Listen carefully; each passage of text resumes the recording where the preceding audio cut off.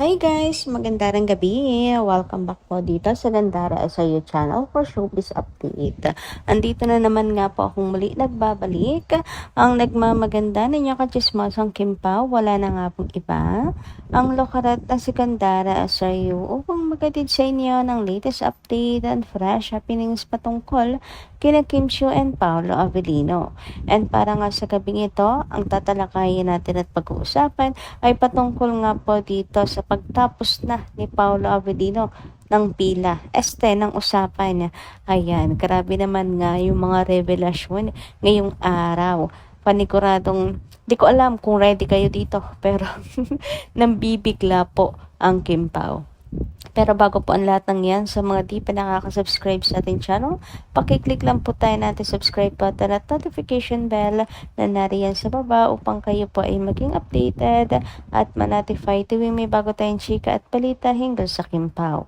Basta mga balita na may kinalaman kina Kim Chiu and Paolo Avellino, sagot na nga po natin yan. And nais din po pala natin magpasalamat sa mga Kim Pao fans na nakatutok parati po sa ating daily updates. Narito at may ilan po ako napiling basahin komento ngayong gabi. So bigyan po natin ng pansin ang kanila pong mga opinyon at saloobin hinggil sa mga balita na kanila pong naririnig araw-araw. So first comment natin ay si Ma'am Norma Dayag. Sabi niya rito, God bless us all, Gandara, and may all the plans of Kim Pao be fulfilled and soon be in reality in God's loving mercy.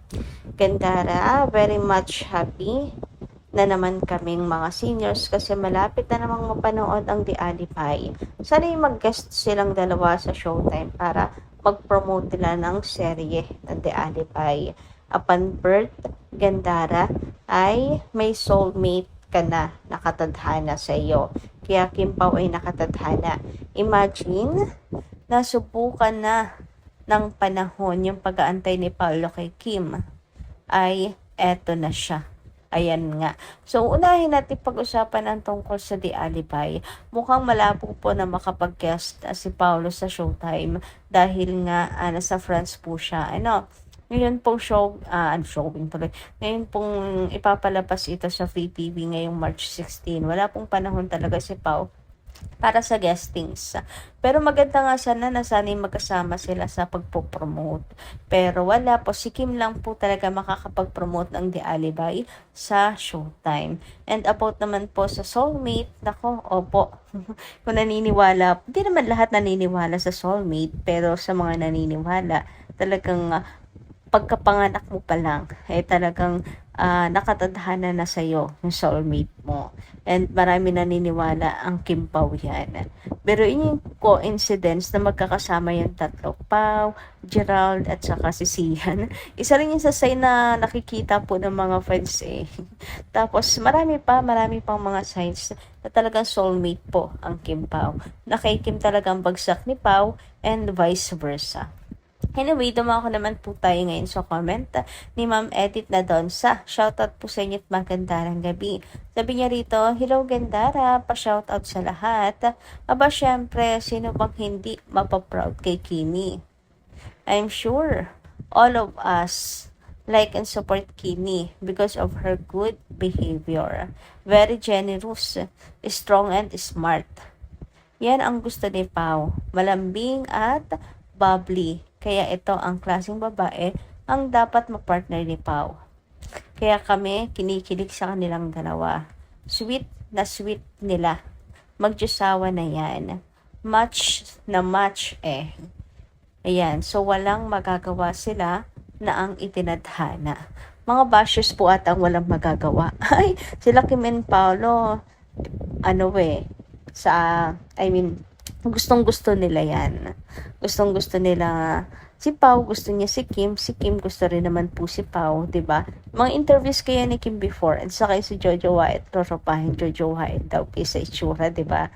And yung sa during PBB days, nabanggit po niya yun, ang type niya is Chinito. Nandiyan na po sa kanya ngayon ang Chinito, which is si Paolo Avellino. Basta marami talaga mas makukonclude na gusto nila ang isa't isa. Si Pao may interview na gusto rin si Chinita Princess, di ba? Ang wala pong magagawa ay ang mga bashers. Sa ayaw at sa gusto nila, Kim Pao po ang nakatadhana. Sa ayaw at sa gusto po nila, talagang sila Kim and Paolo ay kumbaga po ay di lang magnet basta real na real sa tunay na buhay, yun na lang. Anyway, dumako naman tayo sa comment ni Horizon Kim and Kyler Fan Shop. Sabi niya rito, Gandara, paano magpapakasal ang Kim Pao kung may issue na may ex si Paolo na matagal na raw silang engaged at naghihintay lang yung ex kay Paolo. Based sa description ng situation ay si Casey Concepcion yon. What if totoo nga?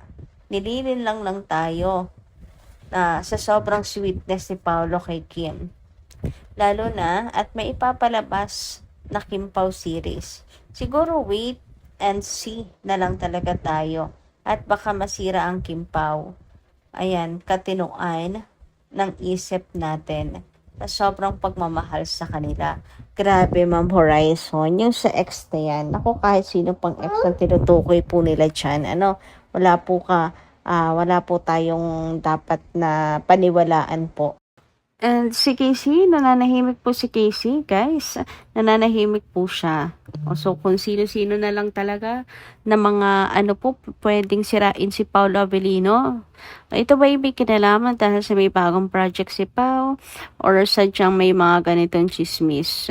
Kung naghahabol man kay Pao, abay hindi na po nakapagtataka na pogi ba naman ni Paolo Avellino at mas lalo siyang pumawagi actually ngayon. Kasi ba naman nadagdagan yung personality niya, yung pagiging jokey, yan. Nawaan na po ni Kim Chiu yung pagiging palangiti niya. Dagdag pogi points talaga kay Paolo Avellino. Yung humor niya ba? So, hindi nakapagtataka. Pero ang tanong kasi dyan ay, si Paolo game ba na makipagbalikan? Kasi mukhang hindi naman. Diba? Kaya wala rin tayong dapat na ika-worry. So, walang panlilin lang tungkol sa sweetness nila Kim and Paolo. Totoo po yung nakikita natin sa kanilang dalawa. Okay? Anyway, dumako naman nga tayo dito sa pinakasentro ng ating update ngayong gabi. And patungkol nga po ito sa naging lie detector test ng Kim Pao. Yes, andito pa rin po tayo at talagang lunod na lunod pa rin. Sinong hindi po malulunod kasi dito, diba? May pag-amin po si Paolo Avellino. So, tinanong nga po sila both actually kung type nila ang isa't isa. Type niya ang personality ni Kim, type ni Kim ang personality ni Pao. Ayan, si Kim sinabi niya hindi daw niya type C, yung kagaya ni Pao. Pero it's a lie, di ba?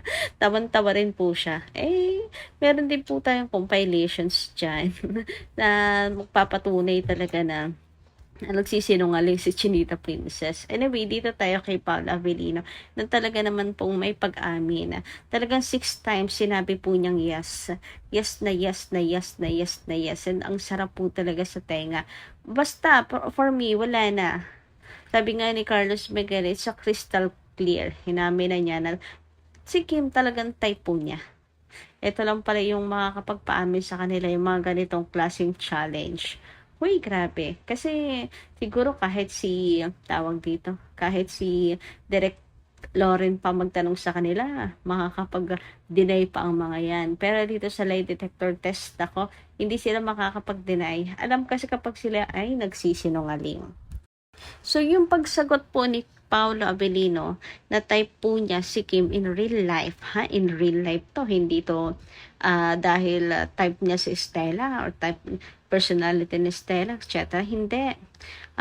In reality, in real life, type po niya si Kim Chiu and pinaliwanag naman po niya yung dahilan kung bakit. And about po sa family, yung pagiging mabuting tao talaga ni Kim. Totoo yung sinabi ni Pao na talagang mas napofall po siya sa ugali ng isang tao. And ayun, hulog na hulog po siya ngayon kay Chinita Princess. So nakakatuwa lang po na Ngayon ay talagang nakakaamin na po ang Kim Pao. Right ano lang talaga, right timing, hindi right interviewer, kasangkapan para mapaamin ang Kim Pao. So ayun, nakakatuwa at nakakataba ng puso. It's a crystal clear na talagang ang Kim Pao po ay real na rin in real life. Uy, hindi. Si Paolo, type na type po. Si Kim Chu. Oh, wala nang bawian yan, ha? Tapos na. Tapos na ang usapan.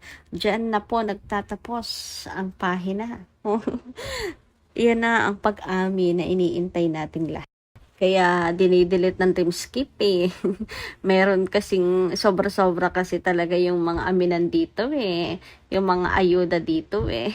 Sabi nga dito kaya daw po siguro na-delete ay dahil maraming bawal or maraming kasing revelations. Anong palagay ninyo mga kakimpaw? Basta ako super happy ako ng mga revelations na atin pong nalaman ngayong gabing ito. So, yun lang po muna yung ating update. Maraming salamat po sa inyong pakikinigan. Kita kasi po muli sa mga susunod natin chikas. Maraming pong salamat at ingat po kayo palagi.